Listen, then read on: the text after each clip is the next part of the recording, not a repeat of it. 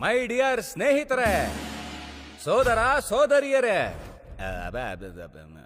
ಅಪರಿಚಿತರೆ, ನಾನಿವತ್ತು ನಿಮ್ಗೆಲ್ಲ ಒಂದು ಕಾಲ್ಪನಿಕ ಕತೆ ಹೇಳ್ತೀವ್ನಿ. ಕಿವಿಗೊಟ್ಟು ಕೇಳ್ರಿ. ಒಂದು ಕಾಲದಾಗ ಒಂದ್ ಹಳ್ಳಿ ಇತ್ತು. ಆ ಹಳ್ಳಿ ಪಕ್ಕದಾಗ ಇನ್ನೊಂದು ಹಳ್ಳಿ, ಆ ಹಳ್ಳಿ ಪಕ್ಕದಾಗ ಮತ್ತೊಂದು ಹಳ್ಳಿ. ಅಂದ್ರೆ ತುಂಬಾ ಹಳ್ಳಿಗಳಿದ್ವು, ಆದ್ರೆ ಅವುಗಳಲ್ಲಿ ತುಂಬಾ ಸ್ಪೆಷಲ್ ಆಗಿರೋ ಒಂದು ಹಳ್ಳಿ ಇತ್ತು. ನಿಜ ಹೇಳ್ಬೇಕಂದ್ರೆ ಒಂದು ವಿಚಿತ್ರವಾಗಿರೋ ಹಳ್ಳಿ ಇತ್ತು. ಅದೇ ಚಿಟ್ಟಿ ಜಯಪುರಂ. ಹೆಸರಿನಾಗ ಚಿಟ್ಟಿ ಐತೆ ಅಂತ ಕೀಳಾಗ್ ನೋಡಕ್ ಹೋಗ್ಬೇಡಿ. ಇದ್ರ ಇತಿಹಾಸ ತುಂಬಾ ದೊಡ್ಡದಪ್ಪೋ. ಶತಮಾನಗಳ ಹಿಂದೆ, ಅಂದ್ರೆ ರಾಜರೆಲ್ಲ ಯುದ್ಧ ಮಾಡೋ ಸಮಯದಾಗ ಚೈತ್ರಗಿರಿ ಅಂತ ಒಂದು ರಾಜ್ಯ ಇತ್ತು. ಅದನ್ನ ಆಳ್ತಿದ್ ರಾಜಂಗೆ ದಪ್ಪ ಮೀಸೆ ಇದ್ವು. ಮಿಸ್ಟರ್ ಜಯಸೂರ್ಯ ಮಹಾರಾಯ.